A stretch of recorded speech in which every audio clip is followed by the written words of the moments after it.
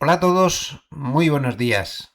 Hoy vamos a hablar de burbujas, no queda otra, porque es lo que está empezando a pasar en muchos sitios. Y el máximo exponente de la burbuja tecnológica se está dando en Corea, pero también en Estados Unidos y en muchos otros sitios. Pero Corea es un caso extremo. Observen este gráfico. Es el índice de volatilidad V-Kospi. Normalmente cuando un mercado sube y estamos hablando de un mercado que ha subido el 100%, la volatilidad tiende a bajar, pero no es el caso, porque sube de una manera tan brutal y tan exagerada que la volatilidad está subiendo. La volatilidad ha llegado a estar a 71. El 21 de mayo estaba a 65,5 y la media de todo lo que va de año es de 50,3. ¿Sabes lo que significa este pico que tuvo hace muy pocos días el Kospi coreano, el V-Kospi, de 71? Pues implica oscilaciones diarias durante mucho tiempo de 4,5% al día. Una volatilidad exagerada, que además se da coincidiendo con que este mes ha subido lo que no está escrito, ha tocado máximos históricos, el Kospi, pero 8 de cada 10 valores han bajado durante el mes. 8 de cada 10 valores. Y además, con una oleada de personas mayores que están pidiendo préstamos, personas ya de mi edad, personas de 60 años pidiendo préstamos, pidiendo hipotecas, para meterse en bolsa, porque la bolsa es todo y aquí nos vamos a forrar todos. En suma, están apareciendo todos los comportamientos típicos exageradísimos y de todo el mundo se mete en la misma cosa porque esto es un chollo que va a durar toda la vida y tenemos que reflexionar de esto. Tenemos que reflexionar sobre esto, mejor dicho. Vamos a ver los pros, los contras, si hay que salir corriendo, si no, a lo mejor no hay que correr tanto, pero sí que hay que estar atentos. Vamos a hablar de esto, vamos a hablar de cómo China puede hacer una competencia muy dura a todos estos sectores que están en burbuja. Vamos a hablar de cómo se pueden ver las burbujas por dentro, si se puede seguir dentro de ellas o no, cómo se pueden manejar, y aquí nos llevaremos sorpresas positivas. Vamos a hablar del acuerdo que se descuenta todas las tardes en Irán y qué puede pasar una vez que llegue ese acuerdo, porque a lo mejor no es lo que todos estamos esperando. Makeligo no piensa eso y tampoco parece que piensen eso otros expertos. Y también, por supuesto, veremos como todas las semanas lo que piensa Harnett de todo este lío. Quédense que este vídeo les va a encantar. No queda otra que aguantar y esperar para verlo. Seguro que les va a gustar. Empezamos. Muy buenos días a todos, bienvenidos. Les habla José Luis Cárpatos y este es nuestro tradicional encuentro de cada sábado con el vídeo de las 4 claves de la semana que ahora termina. Clave técnica, clave fundamental, clave de fontanería de mercado, que siempre es la más importante, y clave de varios. Empezamos a grabar hoy sábado 30 de mayo de 2026 a las 9:28 de la mañana, hora de Zúrich, 3:28 de la madrugada, hora de Nueva York. Espero que todo bien durante la semana. Vamos a cuadrar bien la cámara. Por aquí, pues hemos tenido una semana calurosa. Veintitantos grados, que aquí es muy raro, pero durante muchos días, toda la semana. Pero luego por la tarde bajaba mucho y por la mañana cuando te levantabas, pues abrías todo y estaba bastante fresco. Pero para lo que es aquí, pues un poco exagerado. Ya a partir de mañana, como pueden ver, va a bajar mucho y estamos pues en lo que es normal aquí en verano. Que más o menos es esto, 17,10, 17,6, 16,8. Ya se acabó el calorcillo, ¿no? Y además, como ya saben, me he quejado varias veces, esta casa tiene un problema, la casa es bastante antigua, como saben la reformé completamente y claro, en aquella época cuando la construyeron, pues no se preocupaban mucho de los materiales, de las contracciones de los materiales, y es que cuando suben las temperaturas hay una cantidad de crujidos aquí que no se pueden imaginar, porque hay materiales de diferentes composiciones que se superpusieron, no se preocupaban de estas cosas entonces, y jolín, es terrible. Y durante la noche del calor acumulado, luego cuando bajan las temperaturas, que es la inmensa mayoría del año, pues la cosa está más tranquila. Pero en fin, Aquí seguimos disfrutando de la naturaleza explosiva que hay siempre. Se pueden imaginar. Ayer me fui a acostar y había dos crías de zorro jugando debajo de mi ventana. Entre ellas es una maravilla. Yo la verdad es que sigo encantado. Y eso sí, con mucho trabajo, sigo intentando reordenar un poco mi vida, que ya con la edad que tengo, esto es demasiado, ¿eh? Me está costando, pero supongo que terminaré por conseguirlo. Eso espero.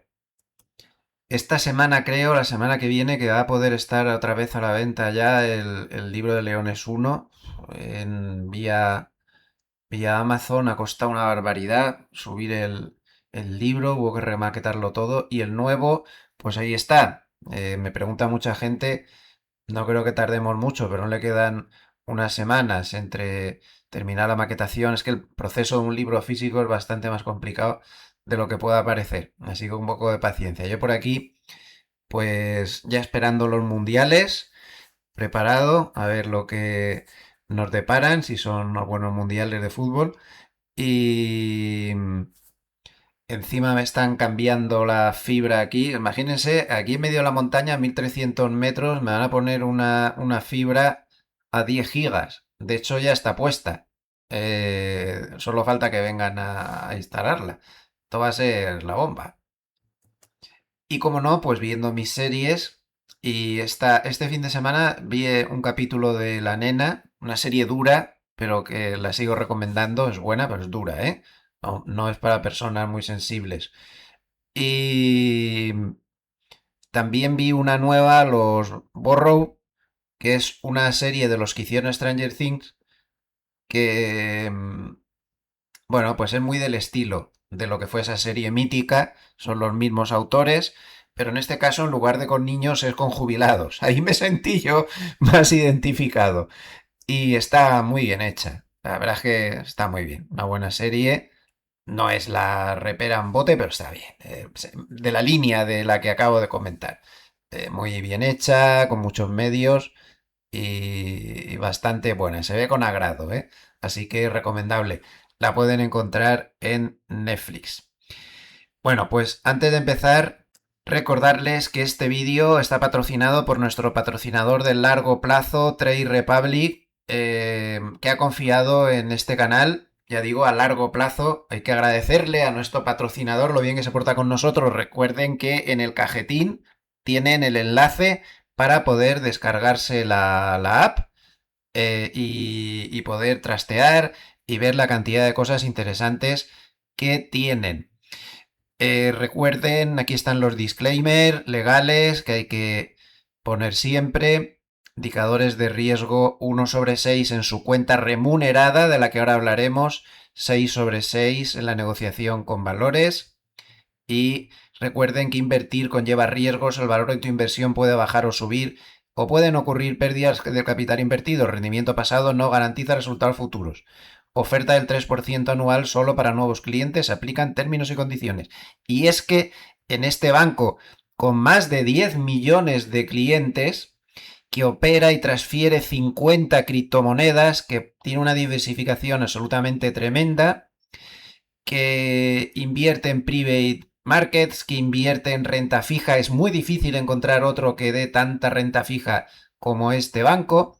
Pues es que encima su producto estrella es su cuenta remunerada. Y ahora mismo, para nuevos clientes, 3,04% TAE sobre los saldos pagaderos mensualmente y sin límite. Como si quiere usted tener todos los cientos de miles de euros que quiera en la cuenta. 3,04% TAE. Creo que merece la pena darle un vistazo a nuestro patrocinador porque este producto es muy atractivo. Recuerden los disclaimers legales que hemos visto al principio. TradeRepublic.com con servicio al cliente, por supuesto, 24 horas al día. Vamos a empezar hablando, como he puesto en la presentación, de burbuja. Vamos a seguir un proceso que es que seamos conscientes ya de dónde nos estamos metiendo. Esto está empezando a llegar un poco demasiado lejos a nivel memorias y a nivel semiconductores. El problema está en que creemos que podemos ser capaces de desvincular un pinchazo de la burbuja de memorias y de semiconductores aislado del resto y que entonces lo que va a pasar es que si eso se pincha, pues se va a pasar el dinero a los otros y no va a pasar nada. Y aunque voy a presentar algún estudio tranquilizador, mi experiencia histórica no es esa. Mi experiencia histórica no es esa. Y hay un hecho que es incuestionable. Al final, este tipo de sectores que están en burbuja, efectivamente sí se produce ese efecto al principio de pasar a otro tipo de productos, pero a la larga se acaban llevando todo por delante. Mientras tanto, ahora lo veremos eso. Mientras tanto, pues están pasando las típicas cosas esas que se ven cuando estamos en burbuja. Este es un artículo del periódico coreano de Korea Times. Dice, un rally récord atrae a coreanos mayores e inversiones apalancadas más arriesgadas. Cuando pasan estas cosas ya es muy mal asunto. Aquí habla una persona de 62 años. Dice, en vez de depender solo de mi sueldo, quiero ganar algo de dinero mientras el mercado se dispara. Todos los demás lo están haciendo. Así que creo que yo también debería entrar. Qué mal suena en este comentario. No me digan que no. Que aquí somos todos ya mayorcitos. Que estoy en mercado del 85. Este canal tiene, yo qué sé, 20 años o 15, no sé cuántos tendrá. Y todos los que estamos aquí detrás del ordenador ya estamos bastante curados de espanto, ¿verdad? Cuando se empiezan a oír esas cosas... ¡Ay, madre mía! Dice que este señor de 62 años, que su casa en la provincia de Gyeonggi en Corea se financia mediante una hipoteca a largo plazo y que, bueno, pues que ahora va a destinar parte de ese dinero, va a endeudarse más para meterse ahí. Dice que los saldos de préstamos con margen en manos de inversores mayores de 50 años, en los 10 principales brokers del país, ya superan el 60% del saldo total. Más del doble que el de un año antes. Qué mal suena todo esto, no me digan que no, de verdad, se lo digo de verdad, ¿eh? Los saldos pendientes de las cuentas de descubierto entre los prestatarios mayores de los 5 bancos más grandes del país y los préstamos de tarjetas de 8 grandes compañías de tarjetas de crédito también subieron más de 3 billones con B de won a principios del 2026. O sea, esto es el desmadre. Todo el mundo cree que se tiene que endeudar hasta las cejas, que tiene que ampliar las hipotecas de la casa, pedir préstamos para invertir en bolsa, porque esto es un chollo que nunca va a terminar. Dice que hasta ahora para las personas entre 50 y 60 años el sector inmobiliario era el principal medio de acumulación de riqueza, pero con el gobierno actual ejerciendo una presión más fuerte sobre el mercado inmobiliario, el rápido ascenso bursátil ha surgido como una alternativa atractiva. Ya que dicen esto, y aunque sea cambiar de tema durante 30 segundos, en el nuevo libro que he escrito demuestro ampliamente que la inversión inmobiliaria es una inversión excelente para el largo plazo. Y sorpresa, supera a la bolsa. Eso que dicen que la bolsa es imposible de batir y un jamón. Sí que se puede superar y es precisamente con la inversión inmobiliaria bien hecha. Bueno, total, que se está animando a los mayores, a los jóvenes, a todo el mundo. Aquí se está endeudando todo el mundo hasta las cejas de una manera inimaginable. Y fíjense hasta dónde llega todo esto. Asustado por todo lo que está pasando, el regulador coreano se le ocurrió que todo el mundo que quería meterse en productos apalancados y en todo este tipo de cosas, porque ahora lo que está de moda, como pueden ver en este gráfico, son los préstamos apalancados sobre un solo valor. Esto ya era el desmadre total, porque hay que tener en cuenta que la bolsa coreana está en manos de solo dos valores. SK Hynix, que se me ha salido del marco, es el negro. SK Hynix, este es un ETF apalancado sobre un solo valor, SK Hynix, y ha recaudado 10.700 millones de dólares en pocos meses, porque empezó en el mes de mayo. De abril, perdón. Y ya ha recaudado 10.700 millones. Esto está de moda. Lo mismo están haciendo con Samsung, que es el azul, que es el otro valor. Cada uno tiene un 25% aproximadamente del Kospi coreano. Casi nada. 25% cada uno. Y la gente se está tirando de boca a esto. Esto estuvo de moda también con Nvidia, que es la línea azul clarita. Y miren ya qué declive lleva esto. Esto es en capitalización. O también estuvo de moda en Tesla, que también lleva un cierto declive.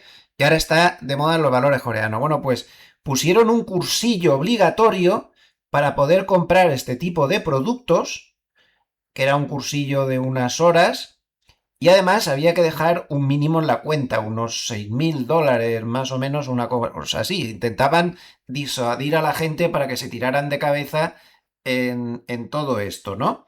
Bueno, pues $6.770 pusieron de mínimo para ser exacto. Pues el día del estreno de estos cursillos que puso el organismo regulador, había tal avalancha de gente queriéndose sacar esta especie de carnet que tiró el servidor abajo.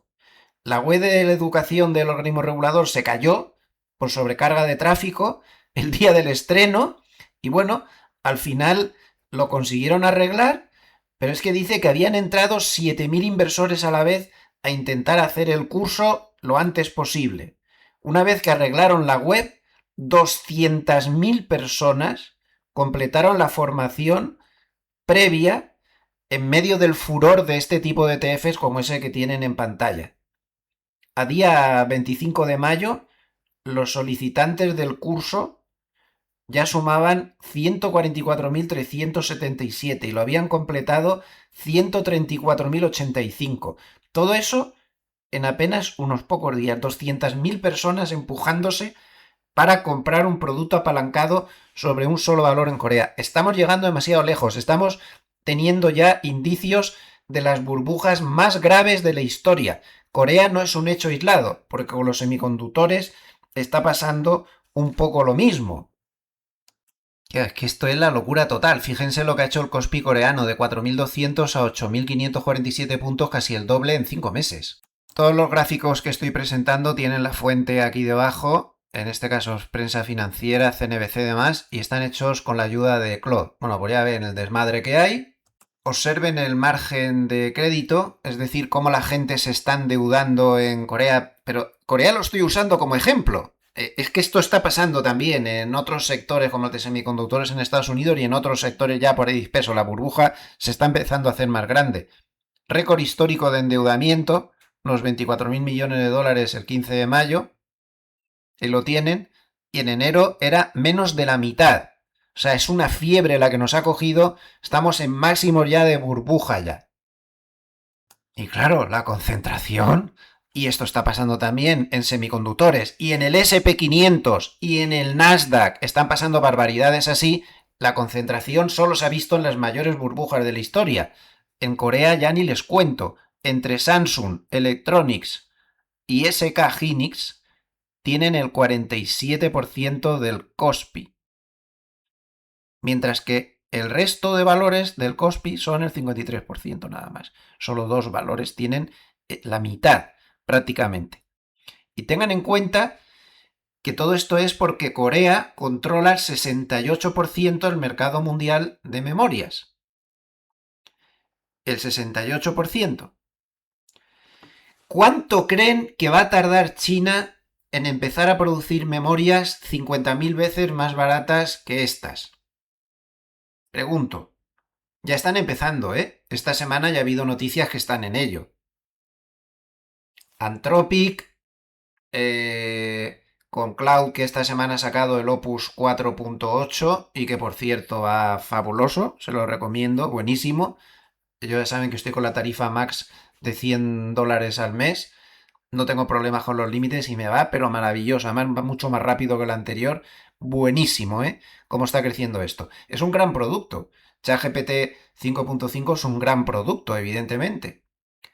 Pero ¿podrá resistir la presión de la inteligencia artificial china que ya se la está montando en plan autónoma sin los chips de Nvidia con los de Huawei? Todo a la centésima parte de coste.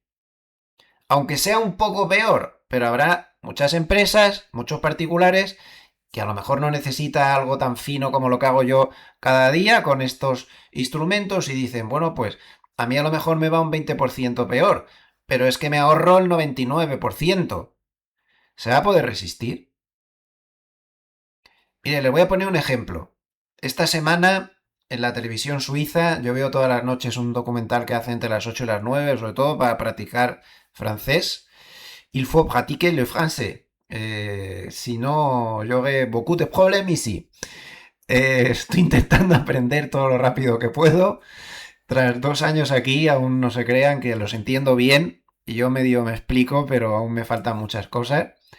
Bueno, pues salía un reportaje en el cual se veía un señor que había escrito al programa diciendo que se había comprado un peine de estos del pelo, un rizador del pelo, no sé qué historia, y que, y que le había costado 59 francos en unos grandes almacenes online, en unos grandes almacenes suizos, bastante populares. Y que había encontrado el mismo producto en Temu por 11 francos. Entonces el programa compró el de Temu, 11 francos, y el de esos grandes almacenes, 59 francos. Y lo llevó a una tienda de arreglar electrodomésticos. Entonces la tienda abrió los aparatos y vio que los números de serie de las placas y de las cosas eran exactamente lo mismo, los logos eran los mismos y ambos habían sido producidos en la misma fábrica china, los dos, y no tenían ninguna diferencia, todos los componentes eran exactamente iguales. 11 en China, 59 en Suiza. Al final, todo lo que tenemos, todo lo que yo tengo aquí encima de la mesa, mi hub para conectarme con todos los USBs que tengo para que estén en un único sitio, la cámara con la que les estoy ahora mismo, con la que me estoy grabando, el móvil, el no sé qué, todo que si hecho en Alemania, que si hecho en Suiza, y un cuerno, está todo hecho en China. ¿Vamos a poder resistir? Google, ¿no estaremos montando la película padre de verdad? ¿Que vamos a seguir con estos costes fuertes en inteligencia artificial cuando los chinos digan aquí estoy, como han hecho en todos los millones de productos que venden, aunque sean de peor calidad que lo son? ¿Y se han comido el mercado simplemente por una cuestión de precio? Nadie está pensando en esto. Me parece muy sorprendente y lo dejo ahí. Por cierto, y permítanme que haga un poco más de publicidad a nuestro patrocinador. ¿Ustedes creen que en nuestro patrocinador no hay también productos coreanos? Claro que los hay. ¿Usted cree que puede seguir subiendo más en esta locura alcista que tiene la bolsa de Corea? Que puede ser. Recuerden que en las burbujas nunca se sabe hasta cuánto más se puede estirar la cosa. Eso nunca se sabe. Bueno, pues si marcan aquí en el buscador Corea, tienen un montón de ETFs, un montón, tienen tres en concreto, FTSE Corea, MSCI Corea en euros, o sea que esto es una gran ayuda, y MSCI Corea en dólares. Entonces, por ejemplo, pues aquí vamos a ver lo que está subiendo este producto, que no estoy recomendando nada, estoy poniendo un ejemplo de la variedad enorme de productos que tiene nuestro patrocinador Trade Republic. Bueno, pues si lo ponemos en un año, pues ya ven, la bromita de lo que ha subido esto. Estaba, pues a primero de año estaba en 228 y ahora está en 480. Pues más o menos ha doblado. Que si está usted pensando en algo de esto, pues aquí lo tiene. O si cree que, por ejemplo, los semiconductores, que son los otros que también están en burbuja, pues pueden seguir subiendo, nuestro patrocinador pues tiene todo tipo de productos. Aquí tienen el famoso Banek, que es uno de los ETFs más populares en el tema semiconductores, MSCI Semiconductores, MSCI Global, Nasdaq Global Semiconductores, Semiconductores, Inteligencia Artificial y Cuántico, el índice de Filadelfia de semiconductores apalancado 3 veces, o sea que encima hay un montón de variantes, o si usted cree que lo que va a pasar es que se va a pinchar la burbuja, pues le podría interesar este tipo de productos como este que está corto, apalancado 3 veces. Recuerden los disclaimers legales. Este producto tendría 6 sobre 6 según el riesgo, según los organismos reguladores. Eh, pero lo que quiero defender pues es que nuestro patrocinador tiene absolutamente de todo tipo de productos que les podría venir bien para desplegar su estrategia de inversión. Fíjense, por ejemplo, por lo que lleva subido el Banek, que es uno de los más populares, pues en muy poco tiempo, desde el 31 de marzo, pues estaba 50 y tantos y ahora está a 90 y tantos, pues ustedes mismos, casi un 50%. Hay mucho, 161% desde el 29 de mayo. Son productos que hay que manejar con cabeza, hay que estudiarlo bien, pero como productos hay muchísimos. En nuestro patrocinador, TechRepal, y recuerden que en el cajetín tienen el enlace para poder descargarse la app y poder trastear un poco con todos los productos de este banco. Y no olviden que tienen para nuevos clientes cuenta remunerada al 3,04% TAE, sin límite y pagadero mensualmente. Y lo peor de lo que está pasando en Corea, pues es que hay muchas ventas ya forzadas porque los límites que tienen estos dos valores están excediendo la capacidad de los fondos y porque los institucionales no se fían. Entonces los institucionales están vendiendo claramente y son los particulares, como ven aquí, los que están comprando con apalancamientos de 2 veces y más, y esto pues muy bueno no es. Si vemos, por ejemplo, lo que está pasando en los índices emergentes, seguimos viendo todos estos síntomas de burbuja brutales. En azul tenemos el índice de emergentes normal y en rojo el índice de emergentes. Si quitamos TSMC, otro de los que están en medio de la burbuja de semiconductores, Samsung y SK Hynix, los dos coreanos, con la burbuja de las memorias. Es decir, un índice tan amplio como este que tiene muchísimos valores, si le quitamos solo 3 valores, TSMC, la compañía de Taiwán, Samsung y SK Hynix, fíjense dónde estaría. Estaría perdiendo dinero en interanual. Mientras que si les añadimos esos 3 valores, pues están subiendo casi un 25%. De verdad que esto ha llegado demasiado lejos. Bien, pero atención a este gráfico que me interesa mucho. La mayoría de la gente dice, pero no sé para qué te preocupa, José, si no pasa nada, porque se va a pinchar la burbuja de estos sectores, pero no va a arrastrar al resto. Lo que va a pasar es que habrá una sana rotación de estos sectores que están ahí todos apelotonados hacia el resto de valores. Pues no lo tengo yo muy claro. Y este es uno de los gráficos más importantes del vídeo, el que vamos a ver ahora. O sea que si lo están escuchando como podcast, si pueden parar un segundo y agrandar la pantallita del móvil para ver bien este gráfico, se lo aconsejo. Vamos a ver. Esto es la comparativa entre el SP500 normal, que es el que está marcado en rojo, ahora lo agrandaré, pero es que quiero que lean el título también, y el SP500 igual ponderación, durante la gran burbuja del 2000 y el gran mercado bajista que vino entre el 2000 y el 2003.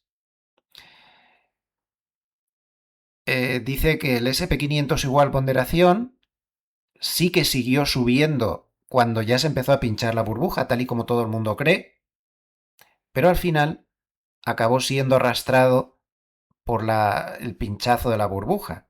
O sea que, vamos a agrandarlo. Sí que es verdad que al principio, cuando se pincha la burbuja, un momentito, así seguro que lo ven bien en el móvil. Atentos. Esto es, fíjense aquí abajo que se ve un poco pequeña la escala, pero esto es marzo del 2000, cuando se pincha la burbuja tecnológica. Entonces, en línea roja, como podemos ver, entonces el 24 de marzo del 2000 aquí, toca el máximo, luego titubea durante unos meses y más o menos en septiembre llega el gran castañazo.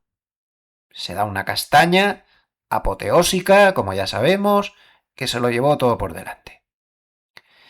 ¿Qué pasa con el SP500 de igual ponderación? ¿Hubo rotación al principio? Sí, la gente está en lo cierto con lo que piensa. Al principio sí lo hay. Aquí la tienen. Cuando ya estaba cayendo aquí, que es lo que importa a partir de septiembre, entre septiembre y diciembre, el SP de igual ponderación llegó a tocar nuevos máximos. El 21 de mayo del 2021, para ser exactos, aquí aún estaba tocando máximos cuando fíjense todo el batacazo que llevaba el SP500 normal. Pero al final sucumbió. Al final sucumbió, tuvo una caída muy seria, luego volvió a rebotar, luego volvió a caer. Entonces, ¿Qué podemos deducir? Que cuando se pincha una burbuja ya de las proporciones sectoriales, porque es una burbuja sectorial, la que tenemos no es una burbuja del SP500 ni del Nasdaq, es una burbuja de sectores muy determinados que ya pesan tanto que se llevan todo el mercado detrás. Cuando se pinchan este tipo de cosas, como pasó en el 2000, que era muy parecido el tema, efectivamente el SP500 de igual ponderación, al menos en este precedente histórico, claro, no se puede asegurar nada, sí que sirvió como hedge. Es decir, una persona que se hubiera puesto corta del SP500 normal ante la idea de que esos valores que pesaban tanto se iban a llevar el índice muy abajo, y largo del SP500 igual ponderación, pues sí que habría funcionado muy bien el hedge. Bastante bien. Incluso en los momentos de caída, pues habría caído más el otro. O al menos inicialmente. Luego ya habría que andarse con ojo. Esto es una idea favorable. Esta es la parte positiva, vaso medio lleno. Pero vaso medio vacío es que al final te acaban arrastrando igual. Pero al principio sí que se vio una rotación y es muy posible que se volviera a ver en este caso al estar la burbuja concentrada en sectores. Por lo tanto, igual hay que mirar con cariño a partir de ahora el SP500 igual ponderación. Recuerden que no estoy dando ninguna recomendación, que está extremadamente prohibido dar recomendación alguna. Estoy dando mi opinión, que supongo que eso sí podremos hacerlo.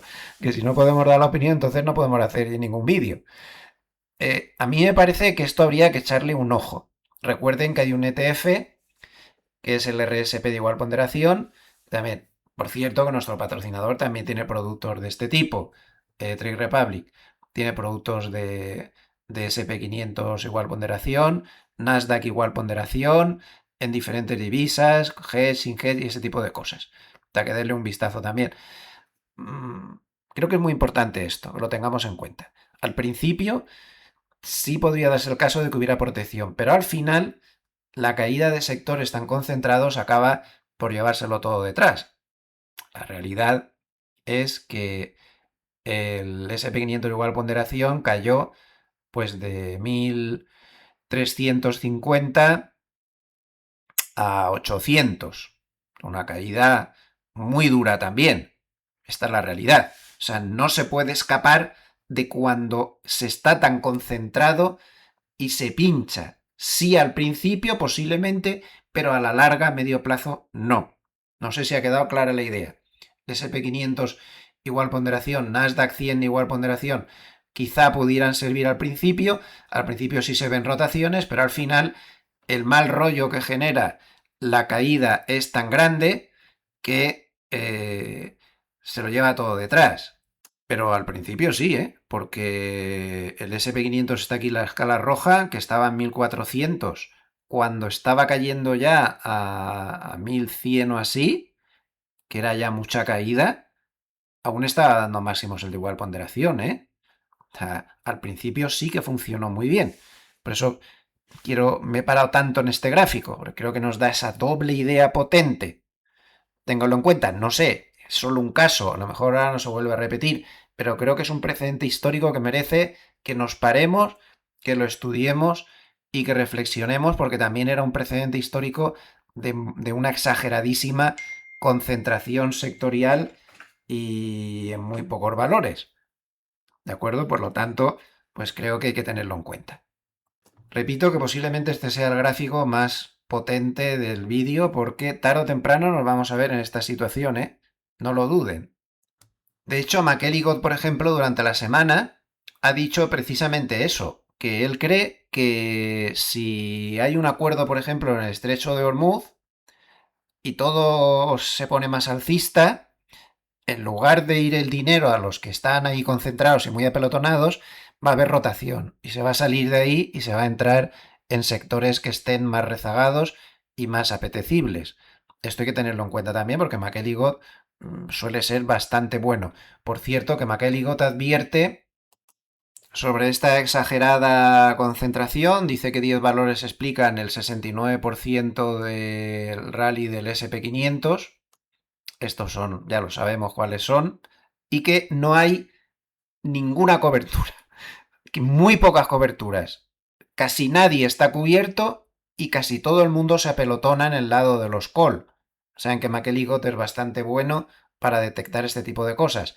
Por lo tanto, McElligott sigue advirtiendo lo que ya advertimos en vídeos anteriores, de que en caso de que se diera una subida del 5%, habría una reacción de los CTAs, fondos de control de volatilidad y este tipo de gente de 1, vamos a poner potencia 1, pero si en lugar de una subida del 5% hubiera una caída del 5%, la reacción en lugar de ser potencia 1 sería 5 veces más, potencia 5.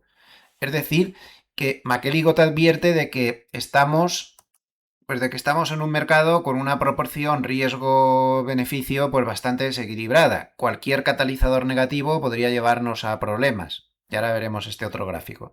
Lo termino con lo anterior. Los soportes cuantitativos prácticamente no existen. Está toda la acción tan eufórica y tan desplazada hacia arriba que no hay soportes. Entonces, si apareciera un catalizador negativo, que no tiene por qué aparecer, a lo mejor no aparece, pero si lo hiciera, tenemos que ser conscientes de que no hay soportes por debajo y no hay coberturas por debajo. Por lo tanto, la caída puede ser muy rápida, cosa que no sucedía en casos anteriores donde ya advertí que había mucha protección. Ahora mismo todos los indicadores de protección nos dicen que no hay protección, vamos, no hay ninguna protección, está en mínimos de mucho tiempo atrás. Por lo tanto, el mercado no tiene colchón. Si hubiera un catalizador negativo, la mano fuerte no tiene más remedio que vender el subyacente. Dicho esto, y aclarado que tenemos que ser conscientes de que no estamos en un entorno fácil, estamos en un entorno bastante peligroso. Dicho esto, ahora vamos al lado positivo. Yo me dedico a darles información tanto a favor como en contra. Y son ustedes los que tienen que crear sus propias teorías. Que no va a servir de nada el que yo hable aquí como si tuviera la verdad absoluta, que para nada la tengo. Ni muchísimo menos. Goldman publicó este gráfico que también nos dice cosas muy importantes. Analizan el nivel de su indicador de aversión al riesgo. Entonces, cuando esto está por encima de 0,9, significa que el mercado está muy confiado, incluso eufórico. Ahora mismo lo está bastante por encima de 0,9. Eso sería la línea azul clarita. Luego, en línea naranja pone cuando el mercado está por debajo de menos 1,5, es decir, está bastante negativo. Y en línea azul oscura cuando el mercado está muy negativo, con su indicador de aversión al riesgo por debajo de menos 2. Observen bien, porque aquí hay un fenómeno muy interesante. Bueno, y en azul oscuro está sin considerar nada, el mercado normal. Observen qué cosa más interesante. Cuando el mercado está muy negativo, que sería el azul oscuro, esta de aquí, las colas a la derecha, es decir, las grandes subidas, son infinitamente más frecuentes que cuando el mercado está muy eufórico, fíjense aquí. Pero también cuando el mercado está muy negativo, la posibilidad de grandes caídas, por ejemplo aquí en naranja, es mayor que cuando está eufórico como ahora. Es decir, que históricamente un mercado eufórico, según este estudio de Goldman, da mucha menos posibilidad de grandísimas subidas, mucho menos, pero también da menos posibilidades de grandes caídas, aunque parezca paradójico. Pero bueno, en cierta manera nos dice lo que ya hemos visto, que no podemos aspirar a muchos milagros ya a estas alturas tampoco. El indicador es bastante claro. Pues aquí pueden ver cómo, por ejemplo, el miedo macro ha colapsado. El índice de volatilidad pánico de Goldman Sachs se ha desplomado, está muy bajo, hay mucha euforia, pero el posicionamiento se dispara. Está metiendo todo el mundo en tilt, metidos en la tecnología que todos sabemos, inteligencia artificial, semiconductores, memoria, etc. Tilt total. Vamos a seguir con aspectos no tan malos de las burbujas. Fíjense este estudio buenísimo de Matt Keane, de Satori Insight, lo tienen aquí la fuente siempre de abajo. Matt Keane se puso a estudiar desde muchos años atrás lo siguiente: ¿qué pasa cuando se está muy caro, como ahora, cuando se está en un momento, ya no en burbuja, sino se está muy caro? La burbuja, por supuesto, que es muy caro también. ¿Qué pasa realmente en la historia si me voy tropecientos años hacia atrás y miro lo que gano de media cuando está muy caro y lo que puedo perder de media cuando está muy caro? Entonces lo que él hizo fue comparar momentum, es decir, las acciones con fuerte tendencia alcista, frente a acciones defensivas, que son las que se usan cuando la cosa está mal.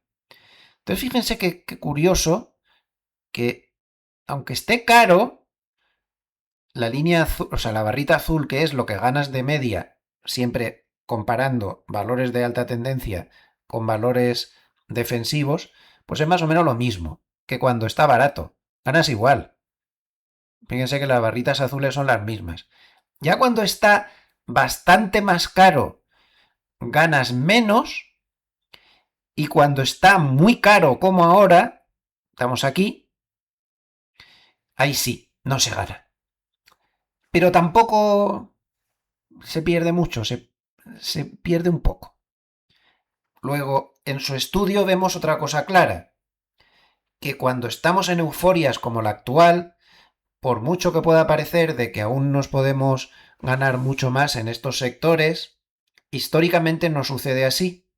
Históricamente, ya al estar tan caros, lo que ganas de media, estando caro no pasa nada, pero estando muy caro, como es el caso más extremo actual, sí que pasa. Y además hay otro problema. En rojo tenemos el peor golpe posible, que ha estudiado siempre comparando momentum frente a acciones defensivas. Entonces, como vemos, cuando está barato, los drawdown posibles son aceptables. Conforme se va poniendo caro, los drawdown van aumentando, y en el momento actual te advierte de que cuando venga el drawdown comparando los valores de tendencia con las acciones defensivas, esto va a doler. Aquí sí que estamos hablando de los sectores afectados, no del conjunto del mercado.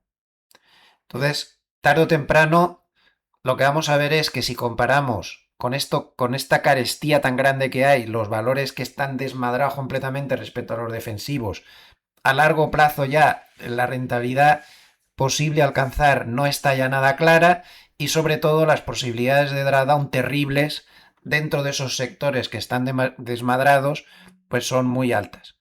Por lo tanto, este tipo de gráfico nos indicaría de que ojito ya a estas alturas con los sectores en concreto que sí están en burbuja, porque ya hay mucha menos posibilidad de ganancia y demasiada desproporción con el riesgo. Creo que el trabajo es bastante valioso. Además, Matkin hizo un trabajo muy bueno en el cual aplicó el test de burbuja de Sornet. No vamos a entrar ahora en la descripción, pero digamos que es una forma de calcular si estás en burbuja o no, muy aceptada a nivel general, para ver qué sectores podían estar en burbuja. Entonces, para tranquilidad de todos, el SP500 no da señal de Sornet de que está en burbuja, los 7 magníficos no tienen burbuja, y el momentum contra valores de mínima volatilidad no tiene burbuja. Pero sí hay burbuja clara en semiconductores contra SP500, o sea, una cesta que tuviera semiconductores contra SP500, burbuja total.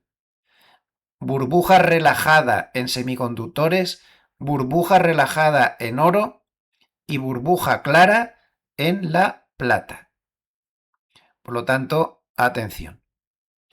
Fechas críticas: agosto del 2026 para la plata, septiembre del 2026 para el oro, septiembre del 2026 para semiconductores, ojo con esto, junio del 2026 para semiconductores contra SP500, y el SP500 en burbuja parcial, pues tendría La fecha crítica en junio del 2027. Perdón, pero es que se me ha ido la luz. Bueno, un corte de luz. No sé si habrá hecho algo raro la grabación, yo creo que no, porque como se ha activado la batería del vídeo. Bueno, pues ahí tenemos las burbujas según este magnífico cálculo de Matt King, de la firma Satori. Al final, pues la realidad es la que es, ¿no? En blanco tienen al SP500 sin inteligencia artificial, con una subidita en el año de muy poca monta, y en amarillo tienen al SP500 normal, y en verde, pues a todo el sector de inteligencia artificial, que es el que está causando toda la subida, ¿no? Al final tenemos al SP500 en máximos y tomen nota de esto. El SP500 está en máximos, pero tan solo 21 valores del SP500 están en máximos. Tan solo 21. En la burbuja del 2000 había 20. Esto muy bueno no es, la amplitud es demasiado mala, demasiada concentración. Es lo que estoy intentando advertir en todo el vídeo. Y esto no quiere decir que se vaya a bajar inmediatamente, solamente quiere decir que se anden con cuidado, por favor, que si quieren seguir bailando, bailen en la pista de baile, pero con el pompis empujando la puerta de salida por si hay que salir corriendo. Aunque recuerden todas las excepciones que hemos hecho, lo de la igual ponderación, etc. Bueno, pues sigo. 21 valores tan solo de los 500 están en máximos. Hay 230 valores más o menos a 20% o más de los máximos y 109 valores de los 500 a 40% o más de los máximos. Ustedes mismos. Toda esta burbuja normal, según Blockland, Jeroen Blockland, de la firma Blockland Smart Multi-Asset Fund, se está dando con unas inyecciones de liquidez por parte de los bancos centrales enormes.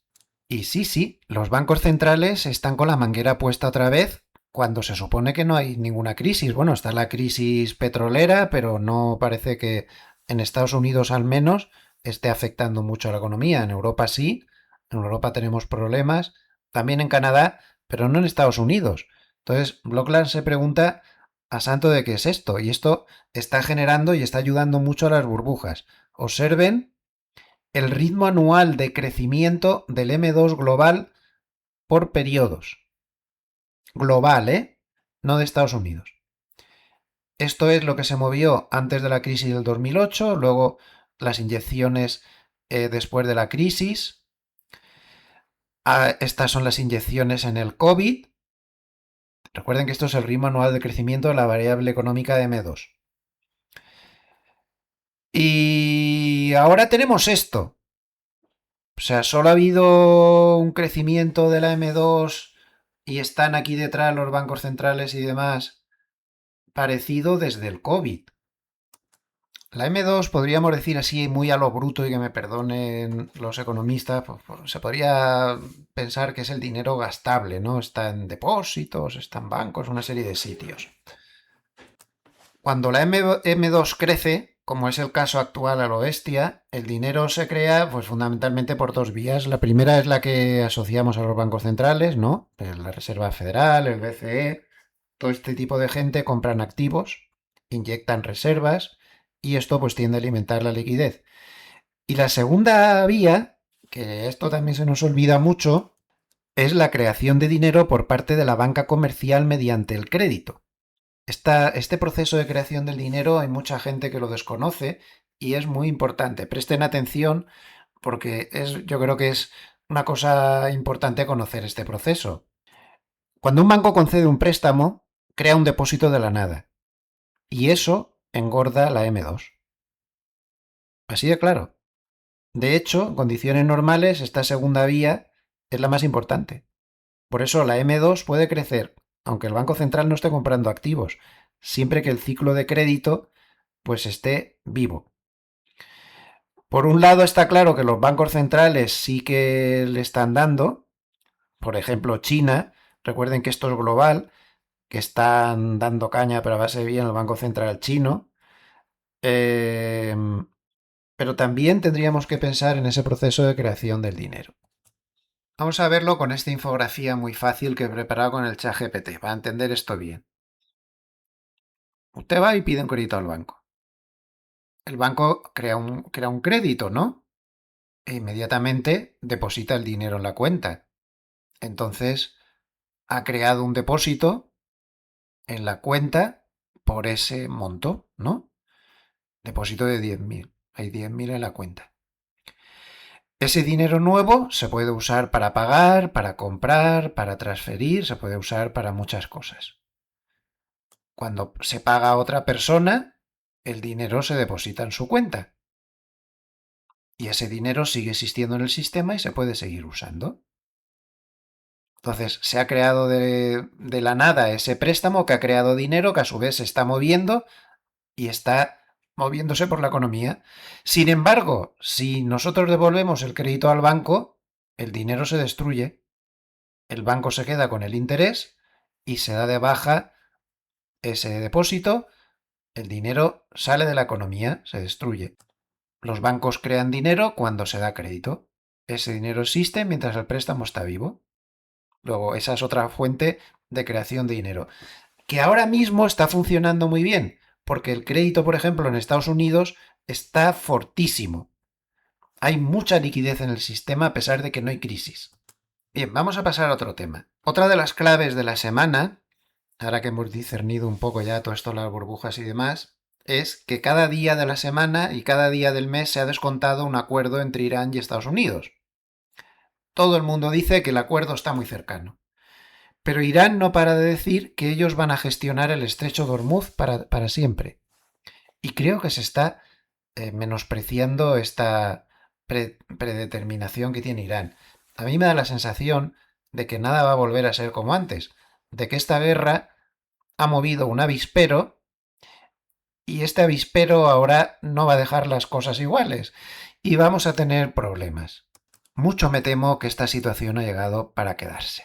Entonces, les voy a hablar de un paper de RBC Capital Markets, del que he extraído un par de gráficos. Ahí tienen los inventarios mundiales de crudo en tierra y los días de cobertura de refino. Como ven, esto está empezando a bajar ya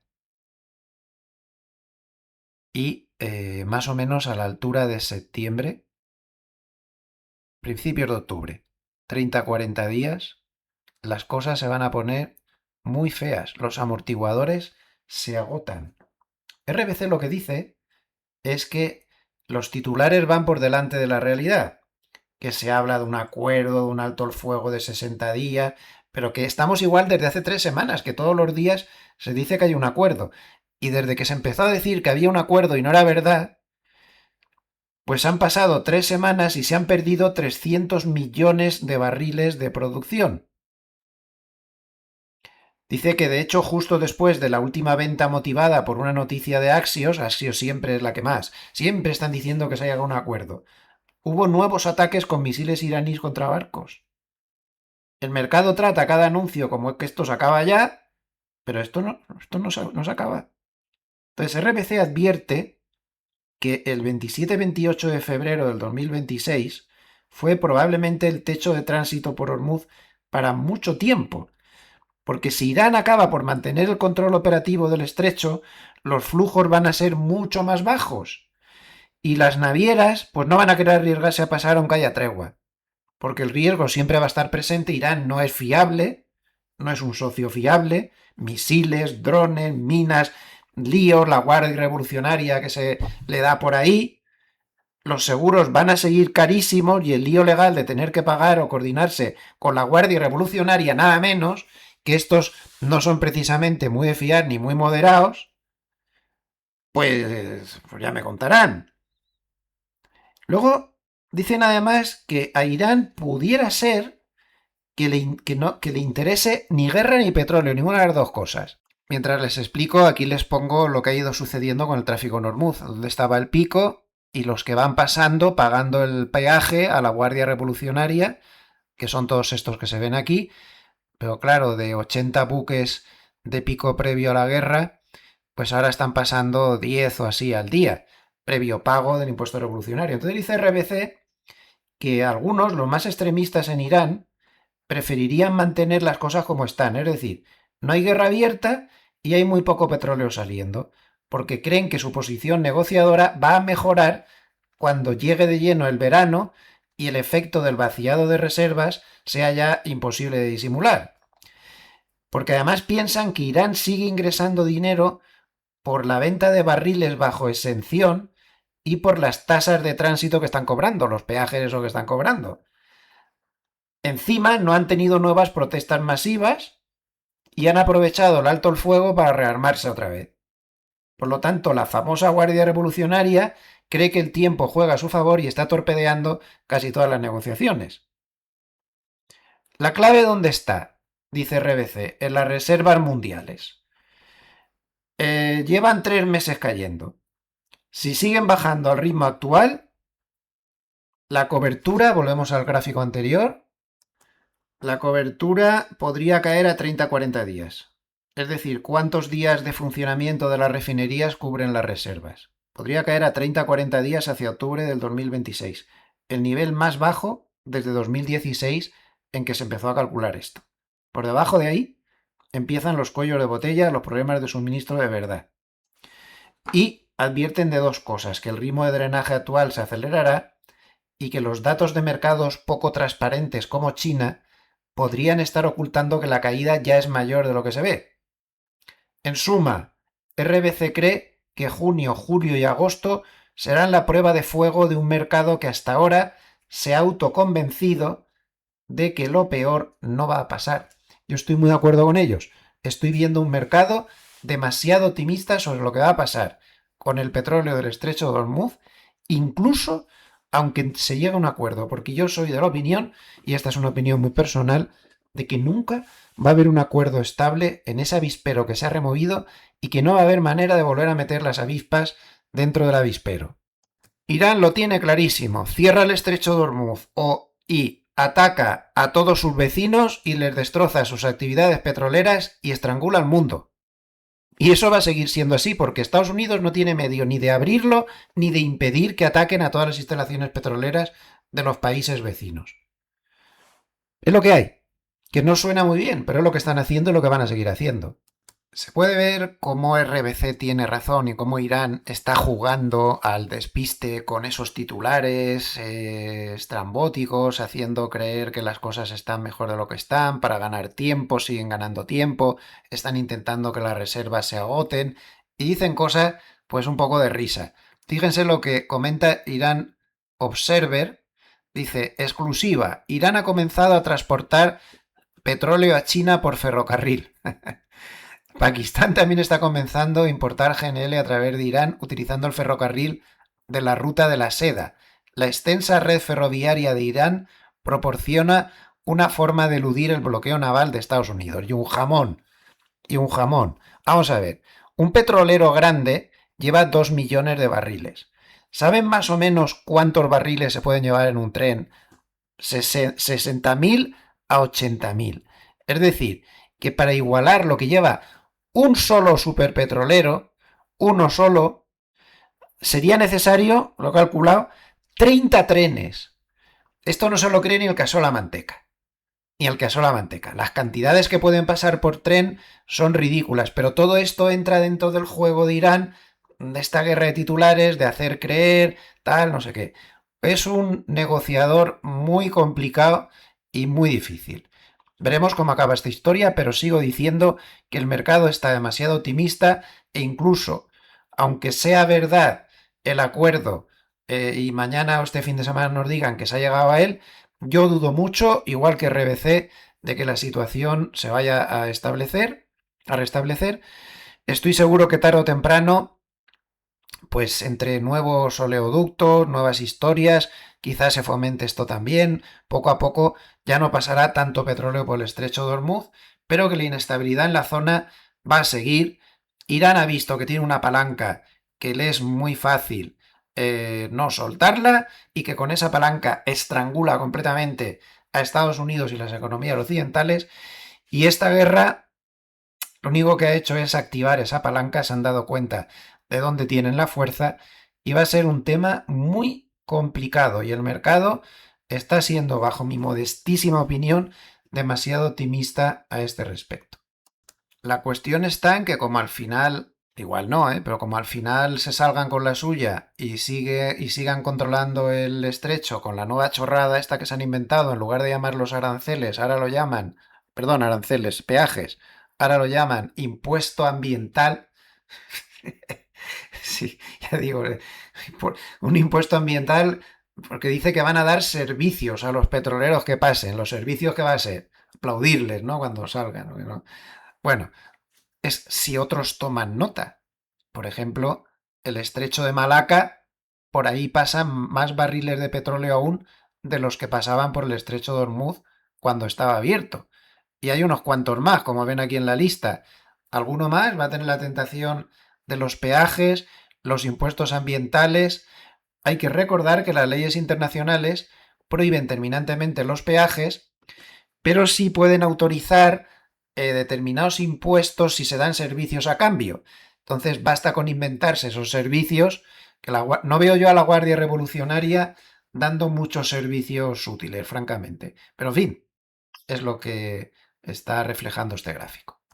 Y por último, quería hacerles llamar la atención sobre otro problema, que es el problema de la deuda que se nos está olvidando. Y seguimos teniendo un gran problema. Durante la semana ha habido analistas que nos han recordado que Estados Unidos está financiando la deuda que le vence a largo plazo con deuda a muy corto plazo. Eso es muy peligroso. Y eso solo lo hacen los países emergentes hasta ahora. Bueno, pero el enfermo de verdad de deuda es el Banco del Japón. Fíjense qué barbaridad. Esto es el porcentaje de deuda pública de su país que tiene el Banco de Japón en estos momentos.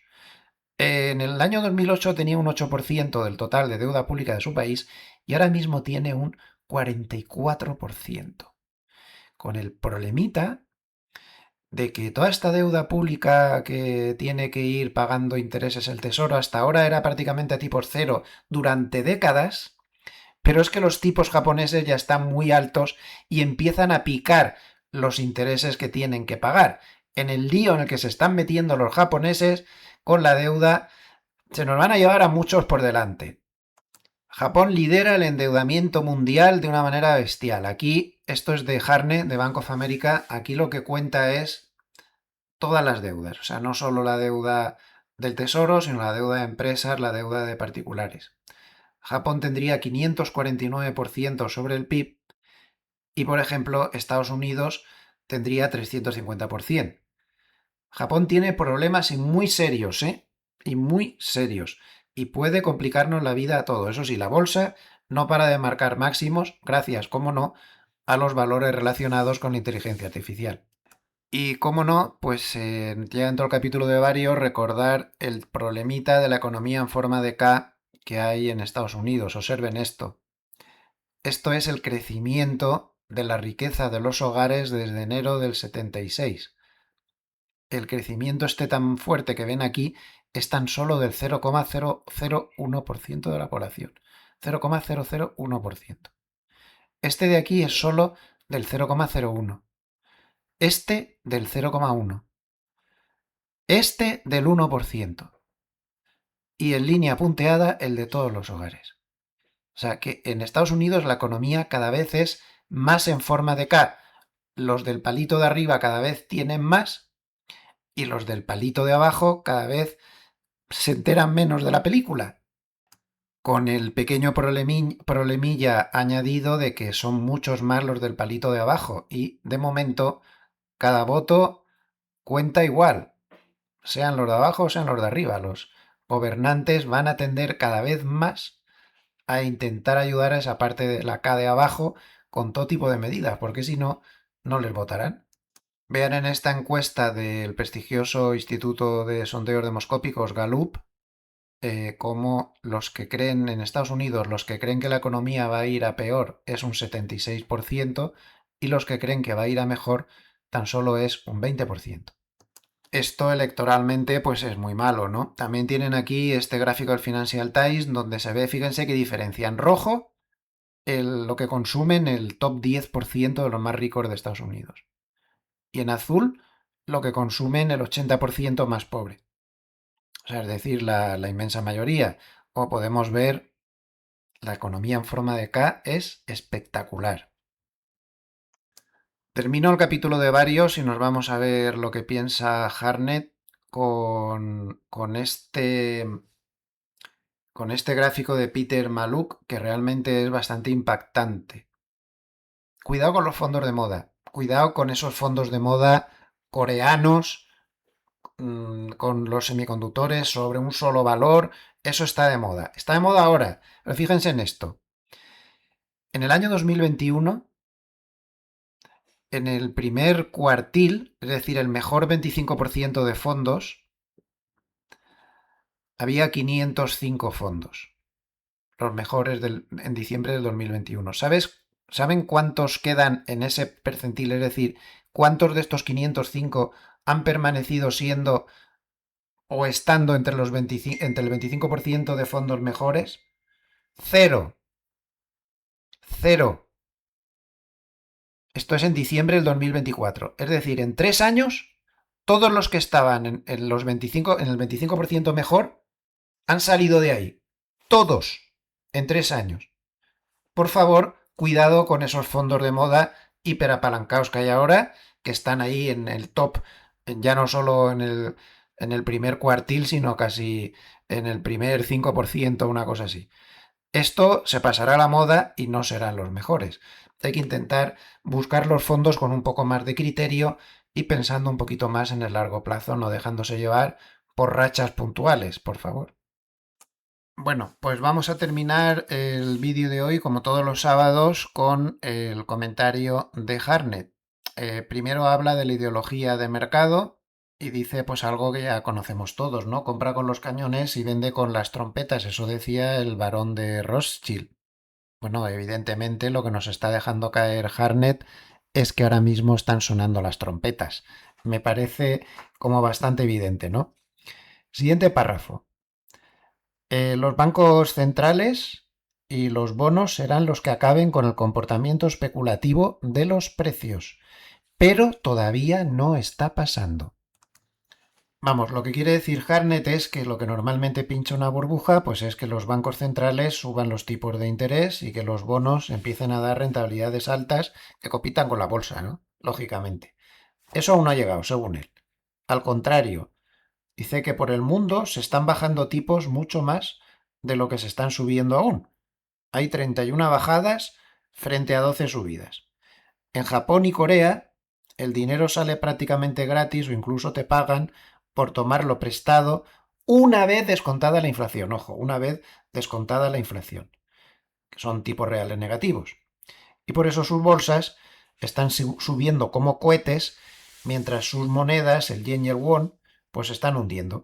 Mientras dure ese dinero barato, los traders se apuntan a la burbuja, opina, estoy interpretando yo ahí de Harnett, sabiendo que es una burbuja, lo saben perfectamente, pero intentan ganar antes de que estalle.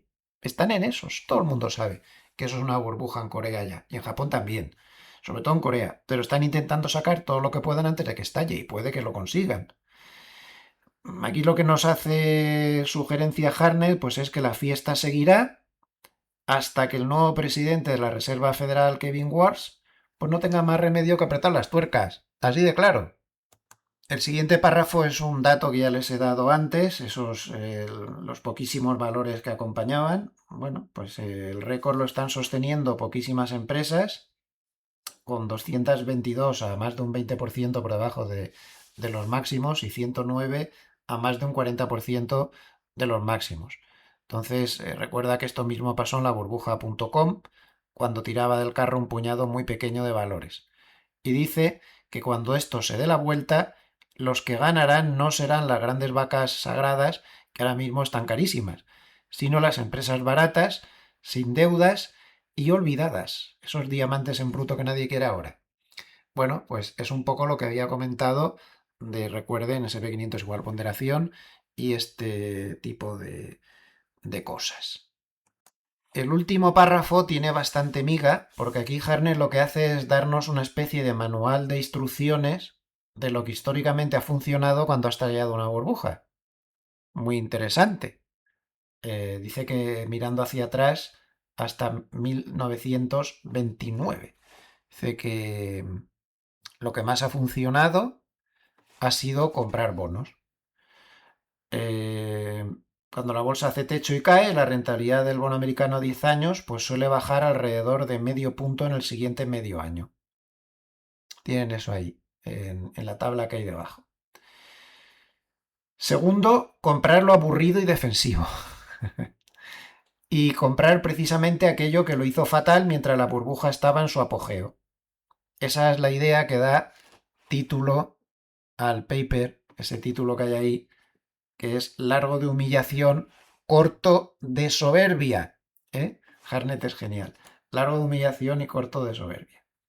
Apuestas a favor del humillado cuando se pincha la burbuja y en contra de lo arrogante y endiosado, porque tras el pinchazo se suelen dar la vuelta a las tornas y lo que estaba por las nubes se desinfla mientras lo machacado resucita. Estoy muy de acuerdo con él. Recuerden el gráfico clave de este vídeo donde les ponía lo que pasó con el SP500 de igual ponderación tras la burbuja del 2000, pero yo aquí le haría un añadido a Harnett. Estoy de acuerdo con él parcialmente durante unos meses, porque después, como vimos, la caída de esos endiosados se acaba por llevar a todo el mercado detrás. Pero durante los siguientes meses ya vieron que en el 2000 estrategias del tipo de las que está sugiriendo Harnett sí funcionaron bien. En suma, el título de este vídeo pues va a ser Burbujas Manual de Uso, porque creo que en todo lo que les he resumido yo y lo que nos está diciendo Harnett, pues tenemos bastantes pistas de cómo manejarnos en este tipo de situaciones.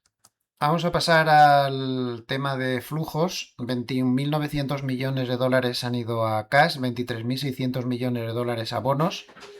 Y sin embargo han salido 1.000 millones de oro, 1.200 millones de criptos y 7.000 millones de bolsa. Paradójico, a pesar de la euforia que hay, que haya salido dinero de bolsa.